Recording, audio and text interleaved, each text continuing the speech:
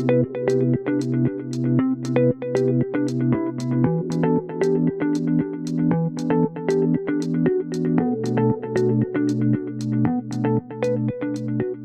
listening to This Week in Palestine, a space where truth is unflinching, resistance is honored, and solidarity pulses through every story we share. From the heart of occupation, voices rise, not in isolation, but in chorus. With global movements for justice, dignity, and liberation. This isn't just a broadcast, it's a lifeline, a thread between Gaza and the world. Between shattered homes and unshaken hope, between the rubble and the resolve. Each week, we bring you fearless reporting, incisive analysis, and reflections that center Palestinian life in all its depth, defiance, and humanity.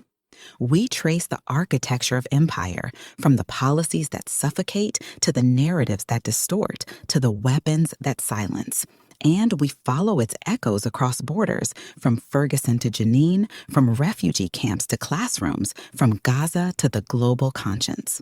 Before we begin, a necessary reminder. The views expressed during this hour belong to our hosts and guests and do not necessarily reflect those of WZBC, Boston College, or its Board of Trustees. This is not a space for polite avoidance or sanitized sound bites. It is a space for truth, bold, urgent, and unapologetic. Good morning, good evening, wherever you're tuning in from. Thank you for joining us.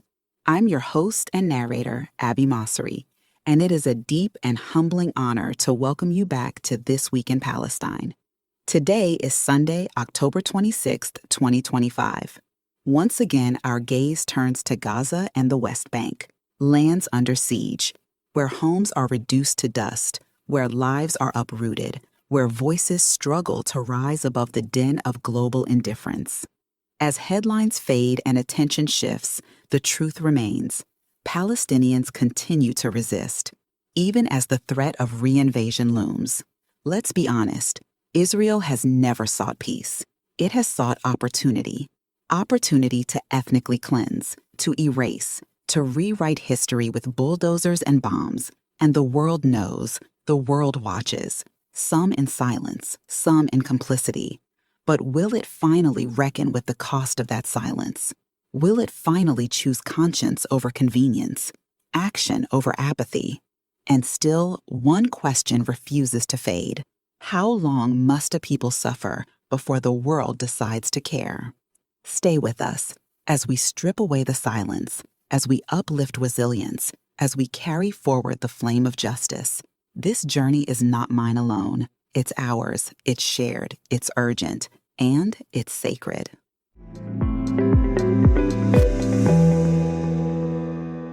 Let's get one thing absolutely clear. Benjamin Netanyahu recently declared that there will never be a two-state solution. And for once, I agree with him. That's the only statement of his I do agree with. Because we, the Palestinian people, have never accepted the partition of our homeland. We will not accept a state built on stolen soil. We will not accept a compromise that erases our history, our rights, or our future.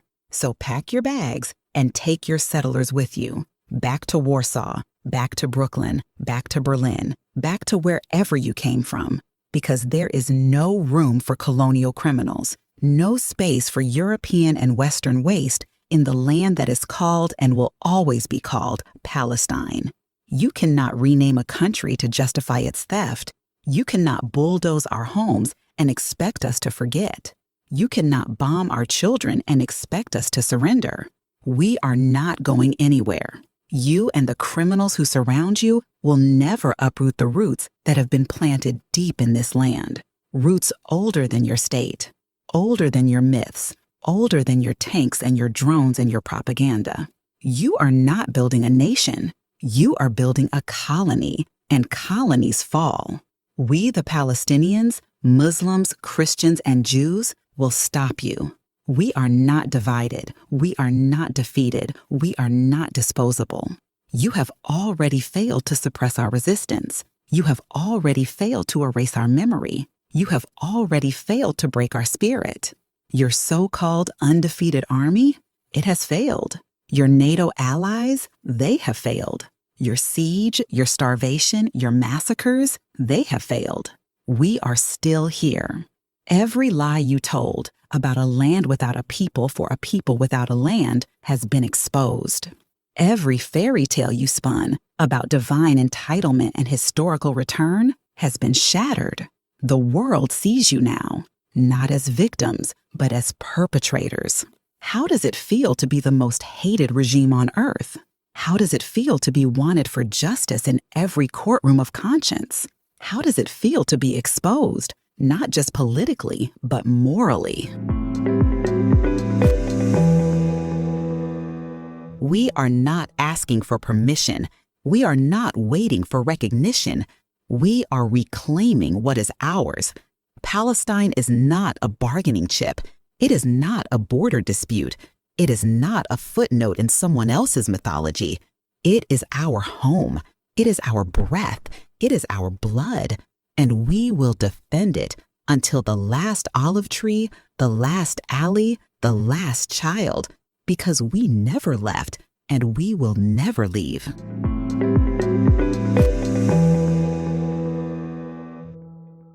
This is the price we chose to pay. We chose to hold on to our country, to our cities, to our villages, to our farms, to our homes. We chose to stay rooted in the land that raised us, even as bombs fell, borders closed, and the world turned its gaze away.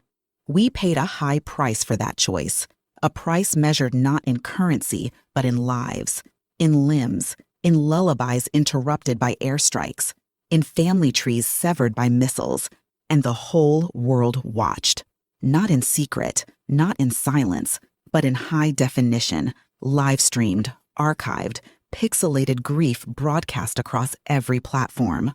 We lost our souls. We lost our children. We lost our mothers, our fathers, our siblings, our neighbors. We lost entire generations in a single night. But we did not lose our truth. We did not accept your lies. We did not swallow your slogans. We did not bend to your myths. We were patient, painfully patient. We endured decades of distortion when the world was told that we were the aggressors, that we attacked a peaceful nation called Israel, that we were the threat, that we were the obstacle to peace. But now, finally, the veil is lifting, and I say this with a strange kind of gratitude. Thank you. Thank you for letting the truth float to the surface, because now the world sees. Now the world knows. Now the world cannot unsee what you tried to bury.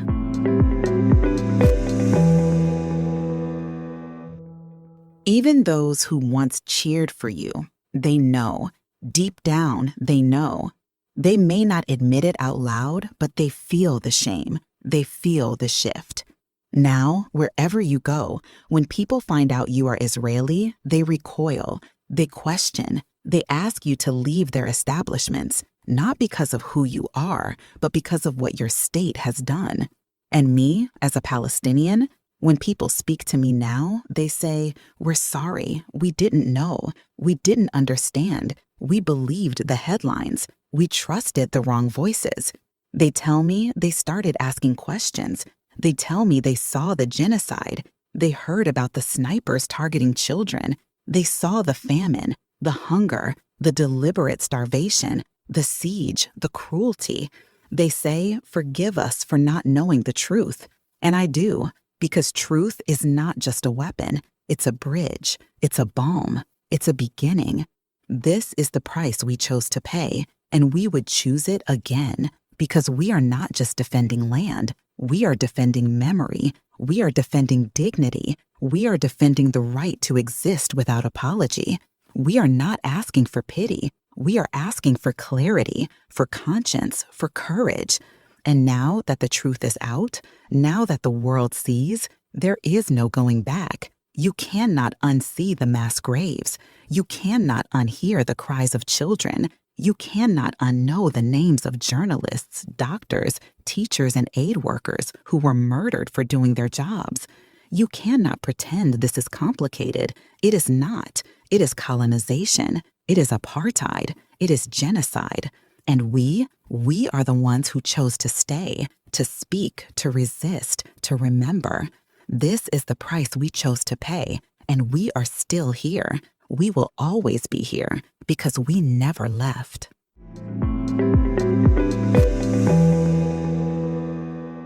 Today, I bring you a voice that has stood unwavering in the face of distortion, defamation, and denial. A voice that has paid the price for truth, personally, professionally, and politically. A voice that refuses to be silenced. Today, I bring you Dr. Norman Finkelstein. For those unfamiliar, Norman Finkelstein is a renowned scholar, political scientist, and human rights advocate, the son of Holocaust survivors, a fierce critic of Israeli policy, and a lifelong defender of Palestinian rights. He's not a celebrity. He's not a politician. He's not here to entertain. He's here to educate, to confront, to illuminate. And in doing so, he's become one of the most principled and polarizing figures in the global conversation on Palestine. This week, Dr. Finkelstein spoke at the Islamic Center of Passaic County, ICPC, in New Jersey. The event was titled The Cost of Truth and the Struggle for Justice in Palestine. And it was exactly that, a reckoning with the moral, historical, and human cost of silence. He began not with slogans, but with facts, not with spectacle, but with substance. He asked for the lights to be raised, not for drama, but for eye contact. Because this wasn't a rally, it was a classroom, a place for truth to be spoken plainly, without apology. In his speech, Dr. Finkelstein traced the history of Gaza from its origins as a refugee prison after 1948 to its transformation into what he calls an open-air concentration camp. He examined the events of October 7th and the brutal aftermath. He challenged the language of self-defense used to justify mass slaughter, and he asked us all to confront the line between war and the destruction of a people. This is not easy listening. It's not comfortable, but it's necessary because the struggle for Palestine is not just a political issue. It's a moral test. It's a test of whether we as a global community are willing to face the facts, to name the crimes, to stand with the oppressed. So I ask you, listen carefully, not just to the words, but to the facts, to the history, to the humanity. Let's dive in.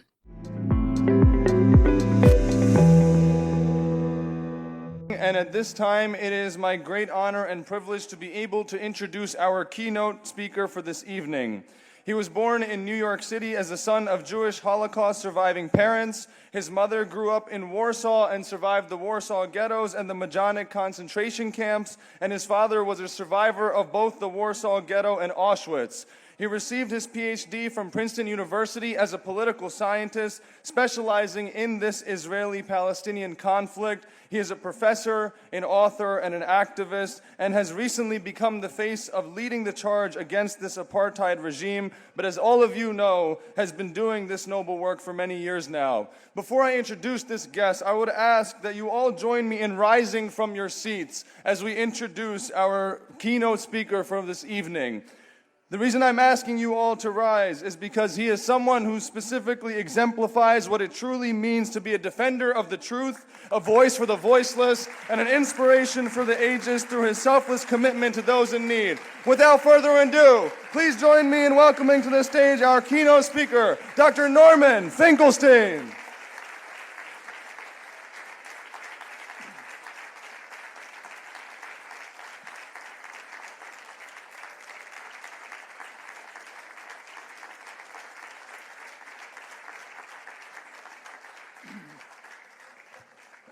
Well, thank you for having me.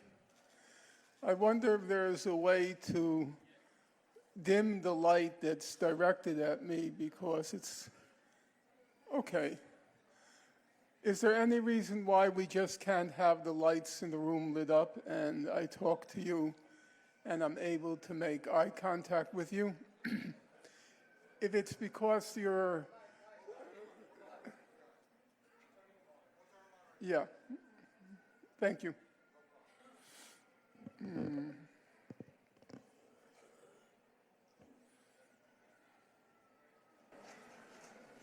Thank you. There are certain basic techniques of public speaking, and one of them is you try to make eye contact with one or several people in the room.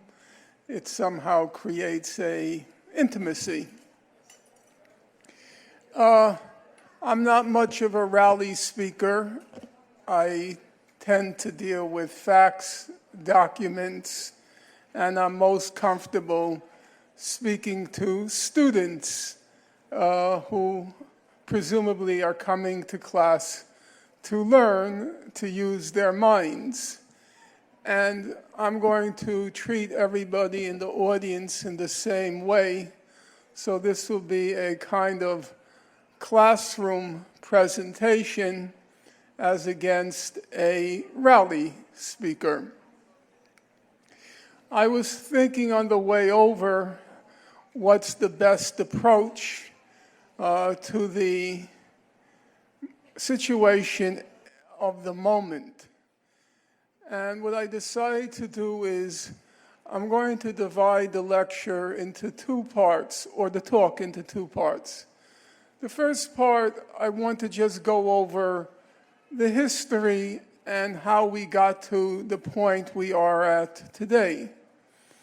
And the second part, because I'm sure many of you are curious at any rate to hear my opinion of the events of the last few days and what's the likely outcome of where we're now at. Let me begin with the history. I'm not going to go through the history as a history lesson. What I want to do is look at the kinds of questions that have been asked in the past 2 years, and what, at any rate, in my opinion, is the correct answer to those questions. And I will use as my foil, as they say, I will use as my foil the Pierce-Morgan program, which many of you, and maybe most of you, have tuned in the past couple of years. So as you all know, for those of you who've watched the program, the first question that was always put by Pierce-Morgan was, do you condemn what Hamas did on October 7th? And that became a kind of litmus test as to whether or not you were part of the conversation. You answered yes, you condemn. Some people condemned emphatically, wholeheartedly. And those who refused to condemn, were outside civilized conversation. I have to confess that I do not believe that was a simple question. It was a real quandary, a perplexity. It was a question you had to wrestle with. And I will tell you how I understood the question and how I understood the correct answer. The first thing, which is the most obvious, and of which all of you know, events in Gaza did not begin on October 7th. There is a long, let's call it a prehistory. The prehistory begins, you can begin wherever you like. I think a logical place to begin is 1948, when Gaza becomes a distinct entity. Now, about 300,000 Palestinians were expelled from Israel. Altogether, 750,000 Palestinians were expelled, but 300,000 of those 750,000, they ended up in Gaza. And That, I think, is the point of departure of any rational understanding of the situation there. Namely, 80% of the people in Gaza, from October 7th forward, 80% of them are refugees or descendants of refugees. It's overwhelmingly a refugee population. It's also in half, fully half, it's a child population under 18 years of age. One of the things you discover when you start reading the history of Gaza, and it was a genuine revelation for me, because I've been recently working on a new book on Gaza, and it came to my attention, I actually was not aware of it, that already in the early 1950s, when Gaza was under Egyptian administration, already in the early 1950s, when outside observers came to Gaza, some just to see the situation, others to work there, the image that constantly recurs, you'll take a figure like E.L.M. Burns, who was the senior UN official in Gaza. How does he describe Gaza? He describes Gaza as a huge concentration camp. Bear in mind, I'm talking from the very beginning, the 1950s, under Egyptian rule, Gaza is already being described as a huge concentration camp. Most of the people in this room will remember Senator Al Gore, who ran for president in the year 2000. Al Gore's father was also a senator. In July 1967, right after the June 1967 war, when Gaza comes under Israeli rule, the senator, Al Gore's father, he goes to Gaza. He then comes to speak before the Congress, our Congress, on what he saw. What did he see? He said Gaza is a huge concentration camp on the sand. That was Senator Gore. If you fast forward to 2002, a senior Israeli sociologist at the Hebrew University in Jerusalem, his name was Baruch Kimmerling. He writes a little book. In passing, he discusses Gaza. How does he describe Gaza? Quote, the biggest concentration camp ever to exist. 2004, the head of Israel's National Security Council. His name was, and still is, because he's still active in government or in official capacities, Giora Island. He's having a conversation with an American official. How does he describe Gaza? He says, Gaza, it's a huge concentration camp. That's coming from the head of Israel's National Security Council. Now, bear in mind, 2004, when he makes that observation, that's before Israel imposes the brutal medieval blockade on Gaza. The blockade on Gaza begins in January 2006. What happened in January? At that point in time, the President of the United States was George Bush Jr. And he had this thing they called back then democracy promotion. And one of the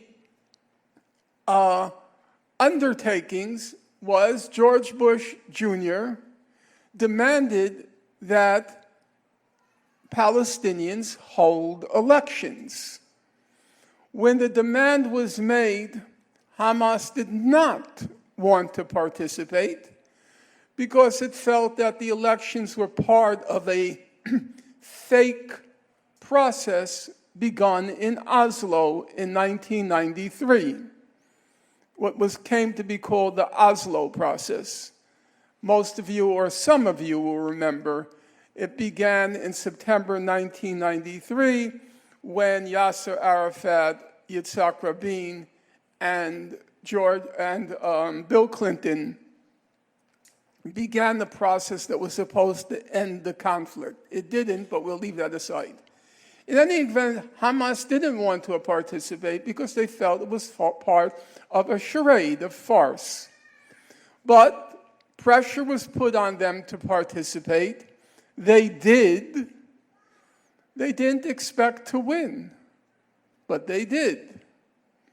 They won on a platform not on ideology, not on trying to destroy the state of Israel. That was not their platform.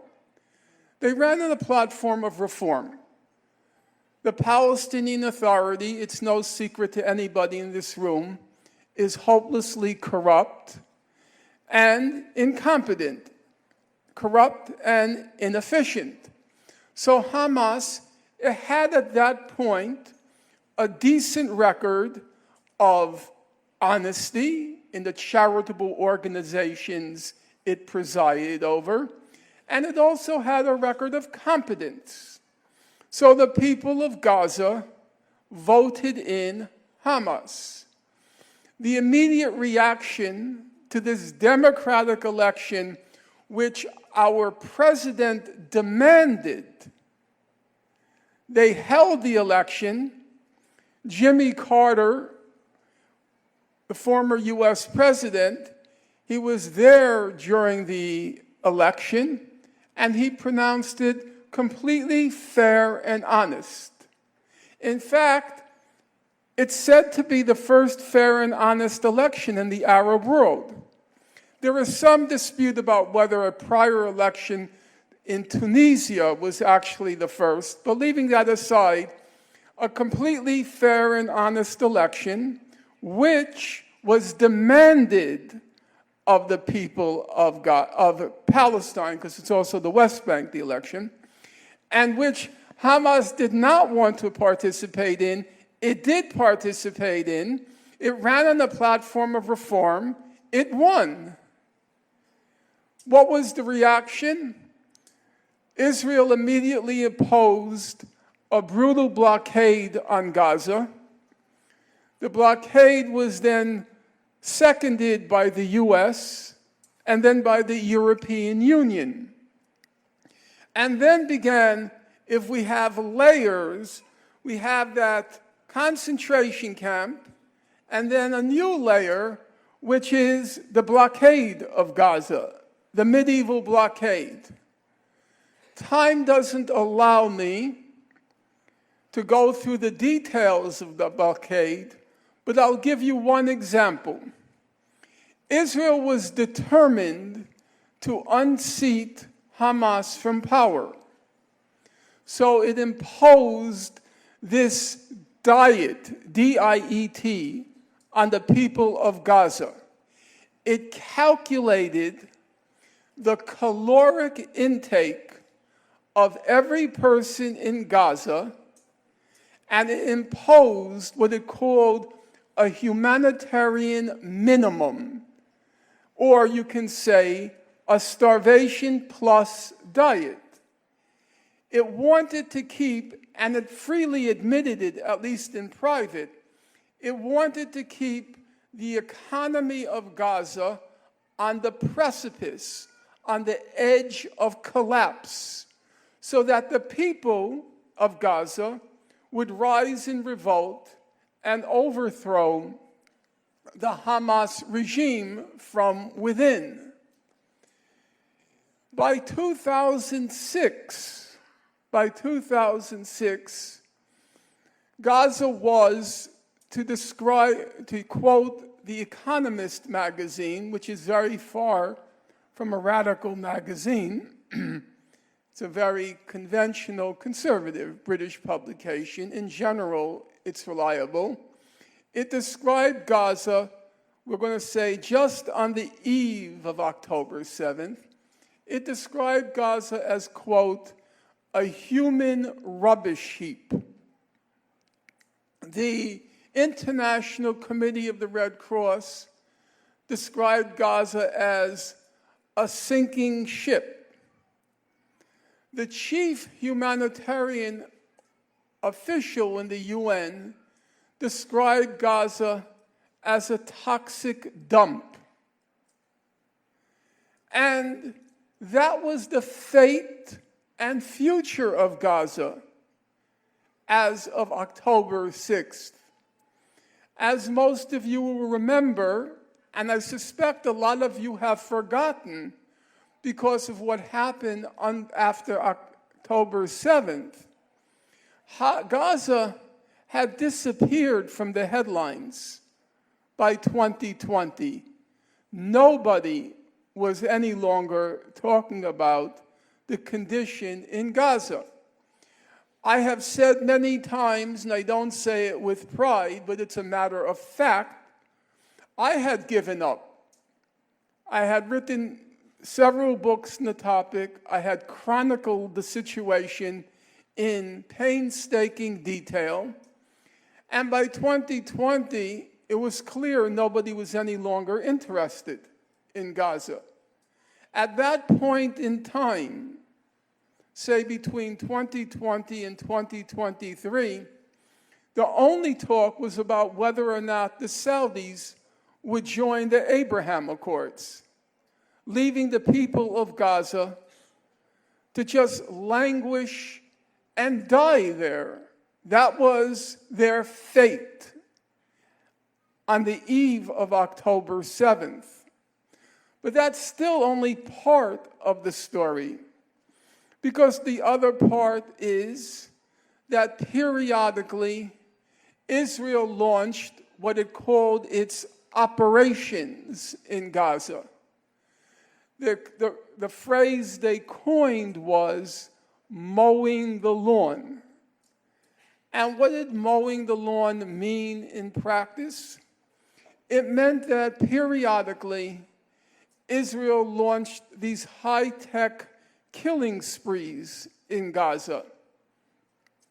In 2008-9, it was Operation Cast Lead. 350 children killed, 6,000 homes destroyed.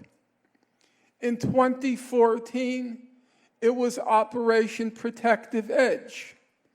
550 children killed, 18,000 homes destroyed. And each of those operations, they did garner huge international headlines and indignation at what Israel had done. So you have the concentration camp-like conditions, you have the medieval siege, you have the periodic killing sprees in Gaza. As I said, it was described as a human rubbish heap. Most, or I should say, a significant number of the people in this room, not most, but a significant number, range between the ages, I would guess, of 18 and 25. Among that age cohort, which also made up the age cohort of the young people who burst the gates of Gaza on October 7th, they were 60% were unemployed. All they had to look forward to in each morning was to pace the perimeter of this tiny parcel of land, 26 miles long, the size of a marathon, by 5 miles wide. That was their fate and future till their last breath. So, when you fill in that background, the question of, do you condemn what Hamas did on October 7th, becomes rather more complicated. If you were to ask for an analogy, I believe the closest analogy is in our own country, but also throughout the Western Hemisphere, there were slave revolts in which were quite bloody. If you take the most famous of the slave revolts in the U.S., it was called the Nat Turner Rebellion. It occurs in 1831, 30 years before the Civil War. And Nat Turner, it's known, he gives the order to his Confederates. He gives the order. The order was, quote, kill all white people. That was his order. Kill all white people. And that's just what they did. They went around killing men, smashing the skulls of women, smashing the skulls of children. That's what the Nat Turner Rebellion looked like in practice. But there's a question. The question is, do you condemn Nat Turner? And in our own country's history, at the beginning, at the time of the Nat Turner Rebellion, the answer was almost universally yes. There was one group of Americans who refused to condemn Nat Turner. They were called the abolitionists because they wanted to abolish, to end slavery. And when they were asked the question, do you condemn Nat Turner? Their answer was, we told you so. We warned you. They're speaking to white Americans. We warned you that if you treat people this way, if you degrade them, you humiliate them, you whip them, you torture them, if you treat people this way, don't be surprised by the Nat Turner Rebellion. They acknowledged horrible things happened during Nat Turner's rebellion. They acknowledged that. But they refused to condemn Nat Turner for a simple reason. The reason was he was born into a degraded, humiliating condition. In fact, he was a very smart guy. There was an agreement among blacks and whites. Nat Turner, very smart guy. It was said of him, where did his anger come from? Why would you give an order, kill all white people? And one historian, he says, there was this huge chasm, that means like an abyss, a divide, between what Nat Turner aspired to be, and with his natural-born gifts, he had very large aspirations, between what he aspired to be and what realistically he could hope to be, that is, a slave born into slavery, living in slavery, and dying a slave. His entire earthly existence squandered in that condition over which he had no control. And that, in my opinion, can be said exactly about the young men who burst the gates of Gaza on October 7th. And in the face of that fact, I find it very difficult, as I said when I was on the Pierce Morgan program the first few months, I said I won't condemn. I am willing to acknowledge horrible things happened on October 7th. I am not going to dispute that. I have studied the record carefully, and I do think the order was not given to kill all Jews, but there was an order to target civilians. I don't believe there's any, at this point, I do not believe that's a disputable question. The issue is not what happened, but trying to make sense of what happened.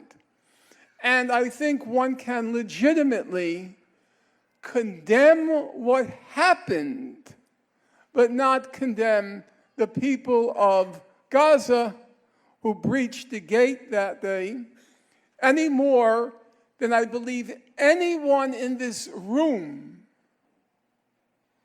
would find it morally acceptable to condemn a slave who goes into revolt. Now, there's still a second question. Okay, you could say the conditions were intolerable. The international community had abandoned the people of Gaza. You can say all those things, but why target civilians? Didn't Hamas have other options? And here I believe the answer is twofold. Without going into the details, though I'm happy to if somebody wants to pose the question, the details are the the general picture is the following. Number one, Hamas tried diplomacy. That's a fact. Once Hamas got into power in 2006, it was sending out messages that it was prepared to compromise with Israel, either in an agreement or what you know better than myself, in a hudna, a long-term ceasefire lasting 20, 30 years. They had made those proposals. They were all rejected. It's not as if Hamas limited itself to its charter and demanded the destruction of Israel. Whether you agree with that or not, it's beside the point. Hamas made clear it was prepared to compromise on the political question. It got nowhere. Nobody would listen. Hamas then tried, I know some people will laugh, but as the British proverb says, facts are stubborn things. Hamas tried international law. Whenever commissions of inquiry after each of Israel's killing sprees, there were commissions of inquiry that came to see who was responsible for what. They were going to investigate Israel. They were going to investigate Hamas. Each time, Israel refused to cooperate with the commissions of inquiry. Hamas cooperated. It tried international law. Now, some of you might think, well, Hamas cooperated because they knew the commissions of inquiry were anti-Israel, pro-Hamas, but it's not true. The commissions of inquiry, when they wrote up their reports, they were very tough on Hamas. Very tough. In my opinion, undeservedly tough. That's a separate question. Hamas was willing to risk the consequences of international law. It was. Because it thought maybe they'll get some justice from these commissions of inquiry. What came of them? Each commission of inquiry assembled these huge reports. And the reports were damning of Hamas, but 10,000 times more damning of Israel because of the respective destruction on both sides. What came of these reports? Did the Hamas see justice done? The reports just collected dust. Probably 20 people read them, I being among those 20, and then they just disappeared from the political agenda. Then, let's all laugh. Let's get a hearty laugh. We all know, everybody always says, why doesn't Hamas try nonviolent civil resistance? Where is the Palestinian Gandhi? Well, actually, there were many Palestinian Gandhis. And among them, you can laugh till the cows come home. Among them was Hamas. The Great March of Return began March 30th, 2018. For those of you whose memories go back, it was a very festive occasion. They brought out circus acts, music, dancing. The people of Gaza were very hopeful that this nonviolent civil resistance would succeed. What happened? We have another commission of inquiry. It produced a 250-page single-spaced report. What did the report find? Israel, by its own admission, it lined up along the perimeter fence with Gaza its specially trained snipers.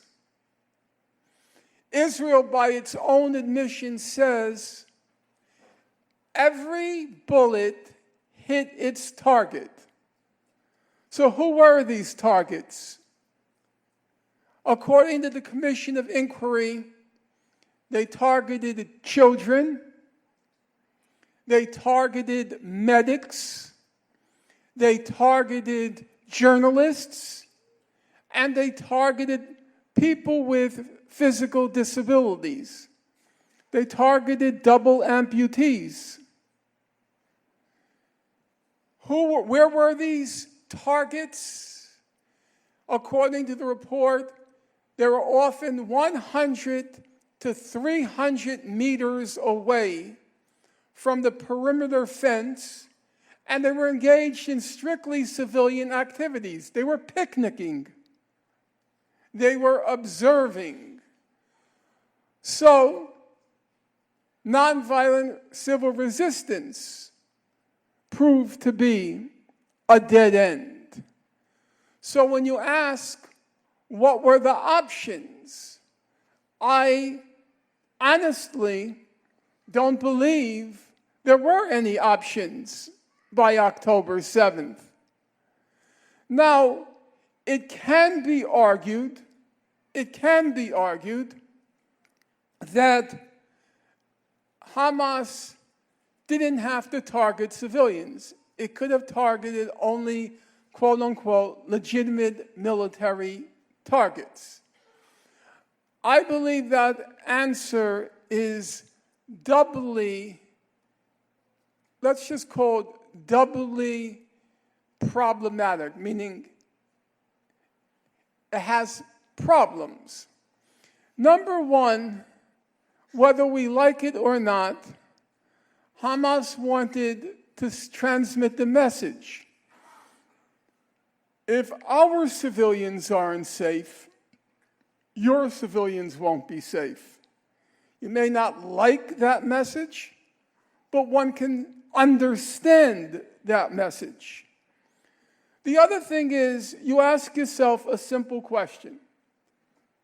Let us say on October 7th, the actual numbers are approximately 400 combatants killed, 800 civilians killed. Let's, for argument's sake, imagine it was 1,200 combatants killed. No civilians. 1,200 combatants killed. Can anyone seriously believe that if 1,200 combatants were killed, Israel would have reacted with less ferocity? Is that believable? Israel is a Spartan-like society, a Sparta. And part of it being a Sparta is that it attaches more value to a military life as compared to a civilian life. Had 1,200 combatants been killed, I believe the reaction would have been not less but more ferocious than it was after October 7th. Would the international community have been less sympathetic to Israel if it was 1,200 combatants killed as against 400 combatants and 800 civilians? I find that very implausible. I think the sympathy would have been the same either way.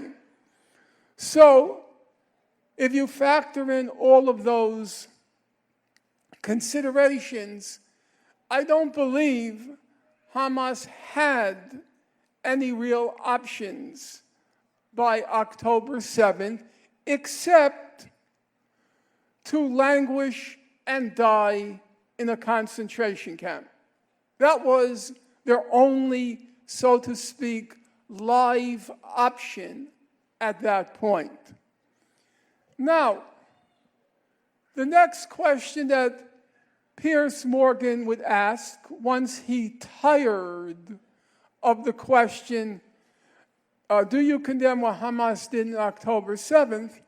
The next question became, but don't you believe Israel had the right to self-defense?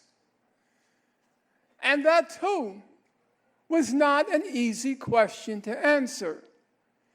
And I will just try to answer it in two ways. Number one, and I recognize there are some tiny children here, even though he is a fifth grader already, so I'll be careful in my language. Imagine a battered woman. She's married to a husband who repeatedly batters her. Let's say he batters her for 20 years. She screams, she yells, she's in torment, she's in agony, she's hoping and praying that the neighbors will hear her and do something. Well, the neighbors are aware of what's happening in that home, but they do nothing. She then, at some point, summons up the courage to call the police. The police come, they investigate, like those commissions of inquiry that went to Gaza. They investigate, they find that what she's saying is true, they write up a report, they give the report to the district attorney. The district attorney takes the report and just puts it in a drawer to collect dust, like all those UN reports. At some point, one day, she decides no more. Her husband approaches her, ready again to batter her. She takes out or reaches for the kitchen knife. She stabs him once, twice, thrice, 3 times. He then reaches for his pistol, and he kills her. Now, in our current state of law, if he went to court, if he was taken to court, prosecuted, he would be acquitted on the grounds of self-defense. But you have to ask yourself the question, did he have a moral right to kill that woman after tormenting her, torturing her for 20 years?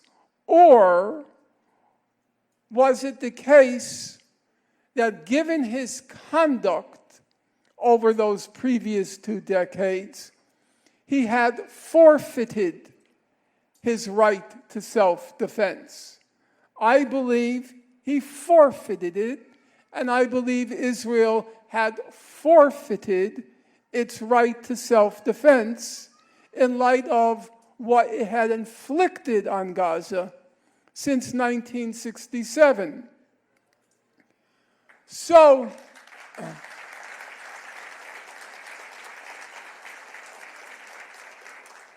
but there's a second part to that answer. The second part to that answer is, and I think it's very important to keep it in mind, bear it in mind. Israel did not exercise a right to self-defense after October 7th. That is not what they have been doing the past 2 years. It is not self-defense. Israel, on October 7th, realized there is a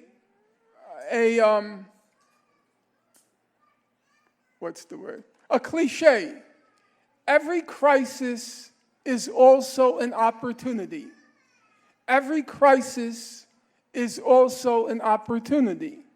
So Israel recognized, of course, October 7th was a crisis. There's no question about that. They were shattered.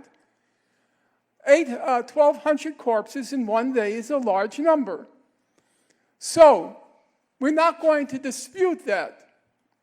But also, and in addition, it was an opportunity. It was the opportunity that they had been waiting for since 1967. The opportunity to once and for all solve the Gaza question. It was the opportunity for the Gaza solution, the solution to Gaza. And that was the essence of what's unfolded in the last 2 years. It is not a war of self-defense. It's a genocide. Those two things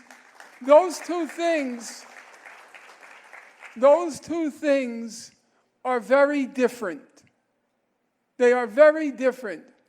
What's the aim of a war? The aim of a war is to defeat your opponent's army.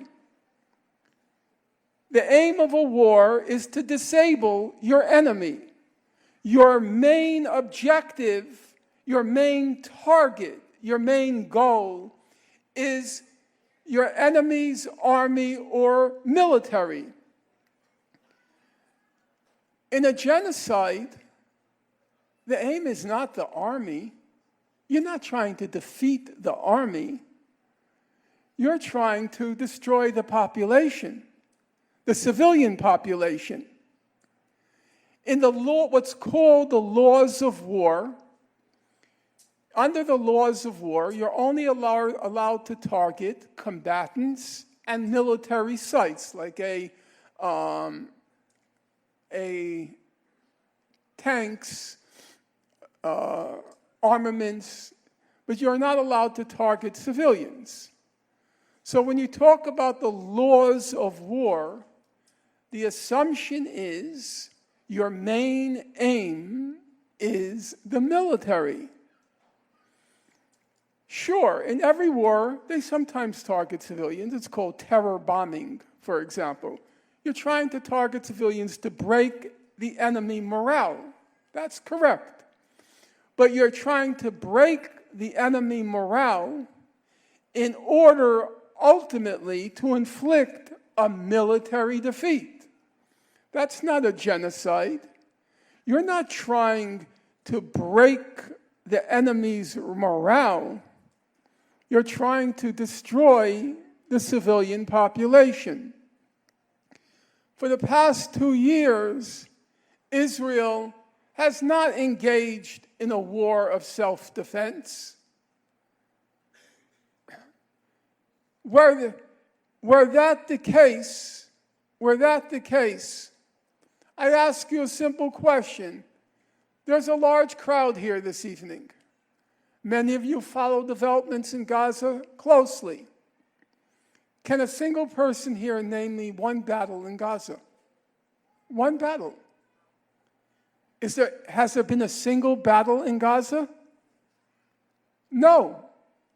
There can't be. If you consider that Israel, as it enters Gaza,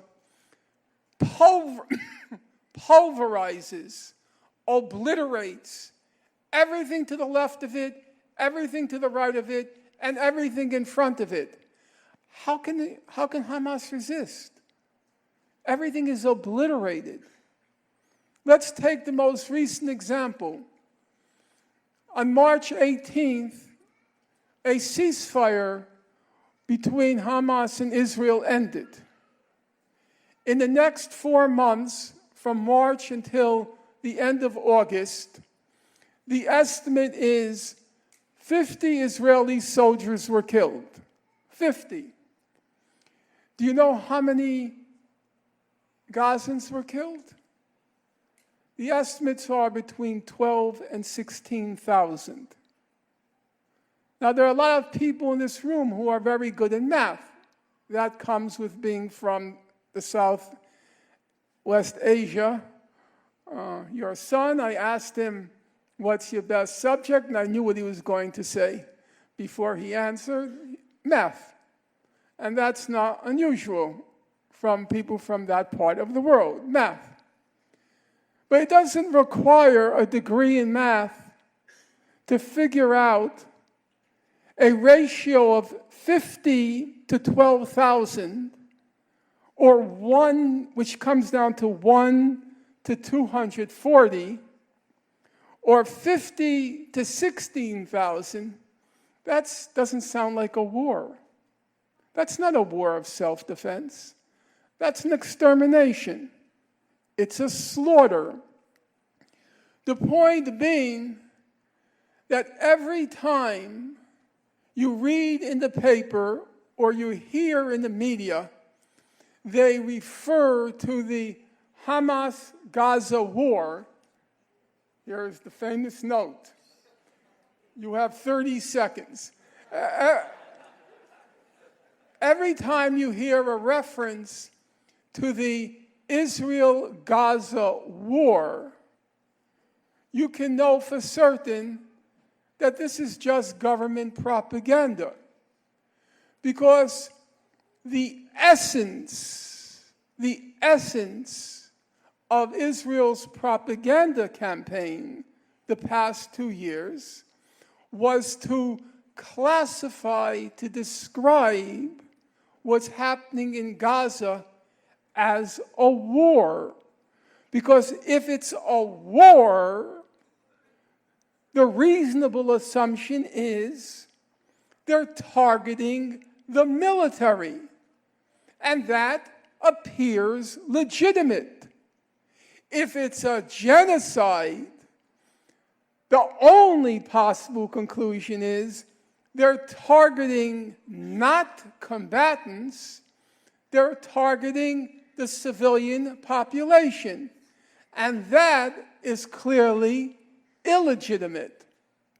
So it was not Israel exercising the right to self-defense.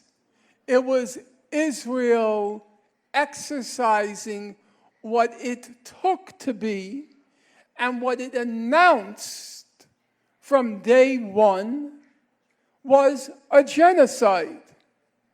Now, when Israel made all of those statements in the first week, most of you will remember them, it was Prime Minister Netanyahu saying, remember what Amalek did to you, which was a urging to commit genocide, or it was President Herzog saying there are no civilians in Gaza, everybody is Hamas, or it was the then Defense Minister Gallon saying we're not going to let any food, water, fuel, or electricity in Gaza, which is obviously a recipe for genocide if you're preventing any of that from entering Gaza.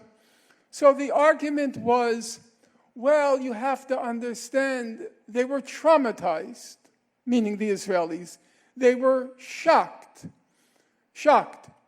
They were speaking in the spur of the moment. But you know what? Do you know what's the most striking thing when you look back 2 years later? The most striking thing is everything they said in that week after October 7th, everything they said was exactly what they did. It wasn't spur of the moment. It wasn't shock. It wasn't trauma. It was the determination, we're going to solve this Gaza question once and for all. And they proceeded. They said on October 7th, we're going to reduce Gaza to rubble. They did. As the person before me pointed out, the estimate as of 2 months ago was that 92% of the homes in Gaza were destroyed. That was before Rafah and before Gaza City, so now it's probably about 95%. They said they were not going to let in food. They did. The estimate now is the entire population is facing food insecurity, and 1/4 of the population is facing a human-induced famine in Gaza. And of course, they massively targeted civilians. The current estimate coming from Israel, the current estimate is 83% of those killed were civilians. My guess, which obviously I can't prove, my guess is it's closer to 95% of those killed have been civilians. So, excuse me. So it didn't exercise the right to self-defense, and I don't believe it had a right to self-defense. And now, because of time constraints, I'm going to just fast forward to the events of the last week. And where do matters stand? The last week, Israel and the United States put forth what came to be called Trump's peace plan, 20-point peace plan.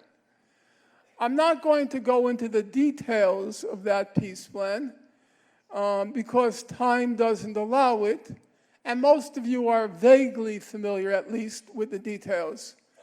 I'm just going to briefly address where I believe it's going to go. So, as you know, it's very hard to analyze the human mind.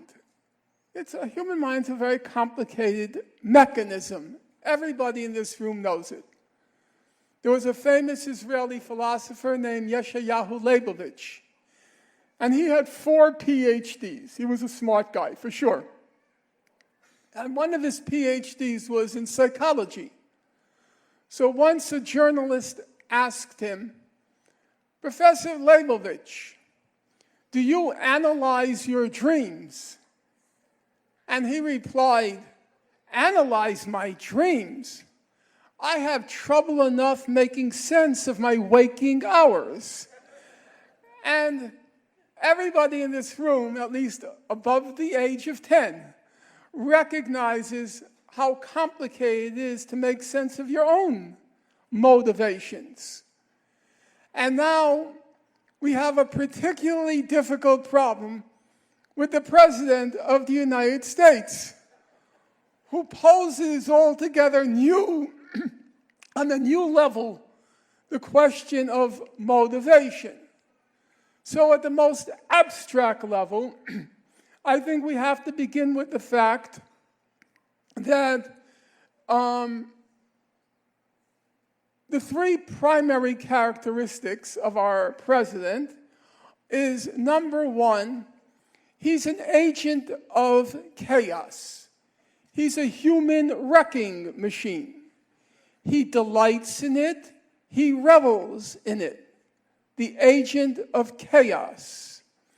Number 2, he's a stupefying narcissist.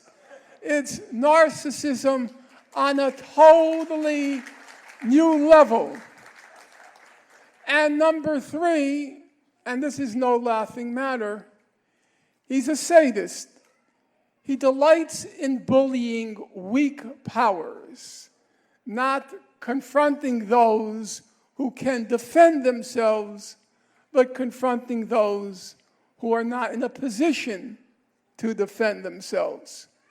That you might call the psychological profile of our current president.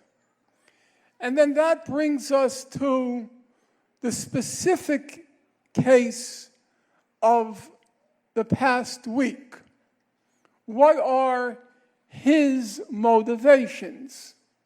I want to stress, I do not believe there is any complexity or question mark as to Israel's motivation. They are determined to solve the Gaza question, and they won't let go. They will not let go. But obviously they can't do anything without the U.S.'s green light, which should tell you something, by the way, before I finish. You might recall during the Biden administration, they kept saying Biden is doing everything he can. He's doing everything he can. But now we come to the Trump administration. You will recall when Trump entered office, he demanded a ceasefire. Israel didn't want a ceasefire. Trump said ceasefire. There was a ceasefire. It lasted 2 months. But what the White House says goes. Now, yesterday, Trump again said to Mr. Netanyahu, they want peace, meaning Hamas, there has to be a ceasefire. Immediately, Israel agreed to it. Now, where that will go, I will get to in a moment.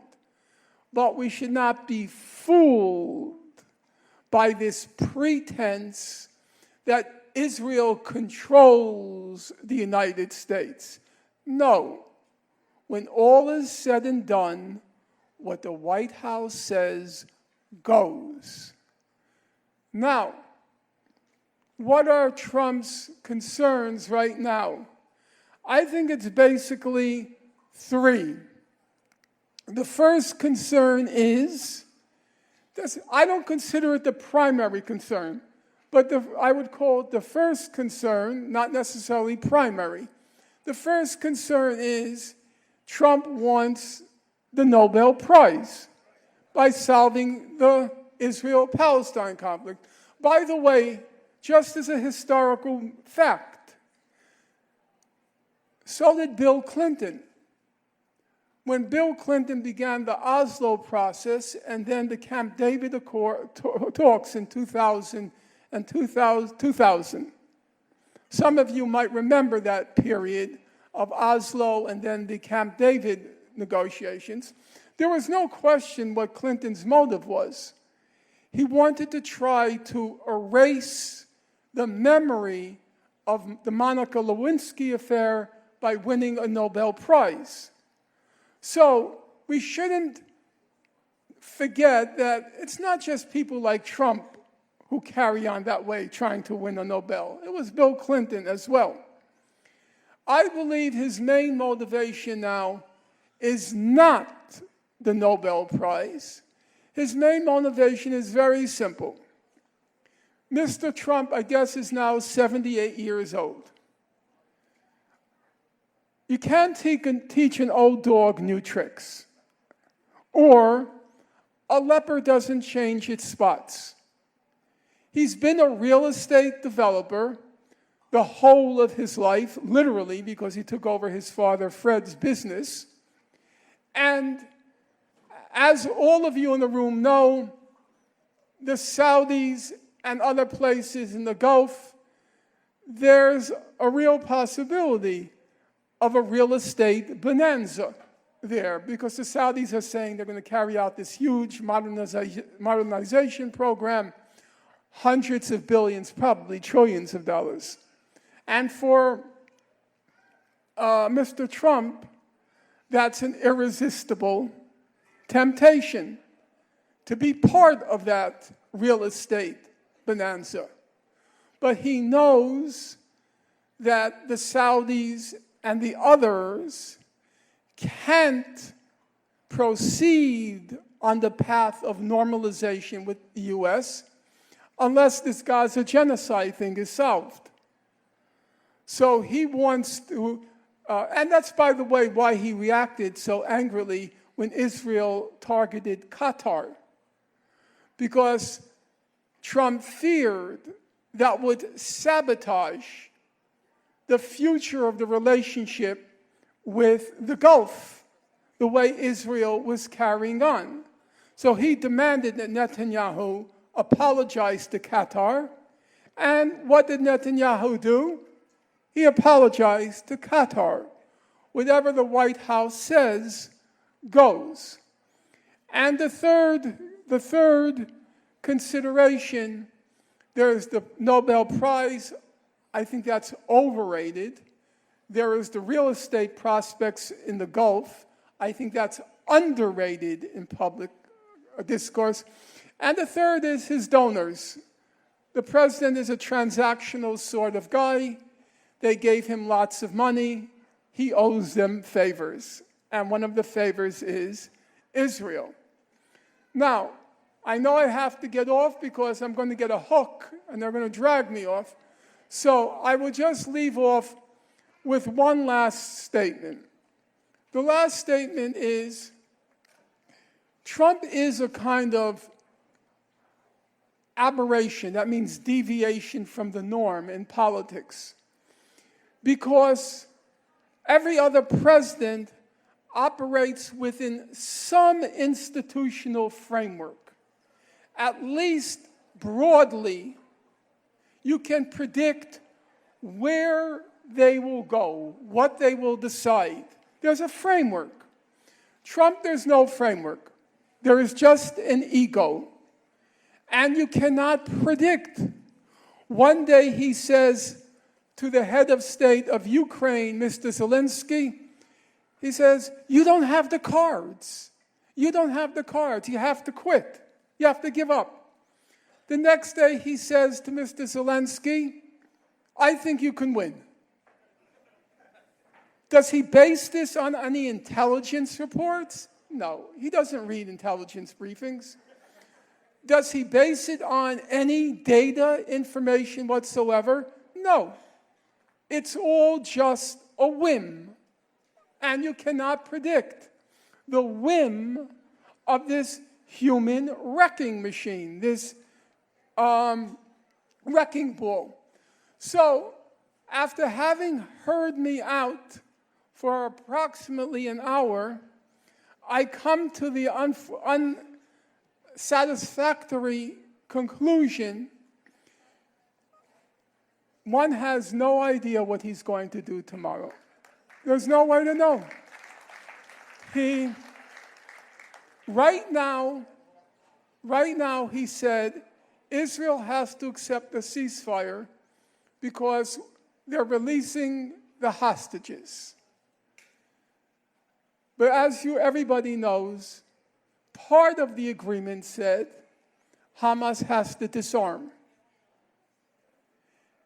Right now, he says Hamas wants peace. We have to have a ceasefire. Tomorrow, Hamas may give up the hostages. It's already said it would. And then Netanyahu is going to say, but we're not stopping the genocide, he'll call it a war. We're not stopping it until they disarm. What will Trump say to that? I haven't a clue. Nobody knows. And you know what? He hasn't a clue. It depends on what mood he wakes up in the morning. Thank you.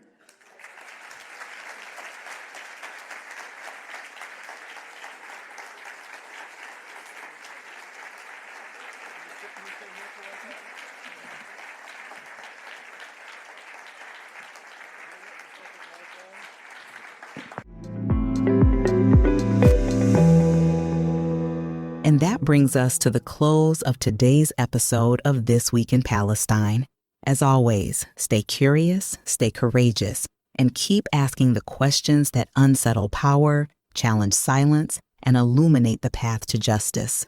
I'm your host and narrator, Abby Masri, and it's been a deep and humbling honor to share this space with you, a space where truth is spoken without dilution, where resistance is held with reverence, and where solidarity is never up for negotiation. If you have reflections, questions, or would like to support the work we do, or if you feel called to step behind the mic as a future host, we'd love to hear from you. You can reach us anytime at twippodcasts@gmail.com. To our listeners, thank you for your time, your trust, your willingness to walk this path with us. And to the brilliant team whose vision and dedication keep this platform alive: Bob Funk, Stanley Robinson, Stephen Lowe, Sophia Rose Woolman, Tahani Abu Mosa, Dr. Rana Awad, Dr. Bethany Marks, Professor Yara Rashid, Juliette Salame Olivier, Reinad Al Ghul, and our editor, Muhammad Al Ghul. Your labor, your spirit, and your unwavering commitment are the heartbeat of this show. You remind us that storytelling is not just a craft. It's a form of resistance, a form of care, a form of collective memory. Until next time, keep walking toward truth, keep walking toward Palestine. This Week in Palestine is a production of Truth and Justice Radio, proudly broadcasting from WZBC Student Radio at Boston College. Thank you for being here. Thank you for listening. We'll be back next week. Until then, take care and stay steadfast.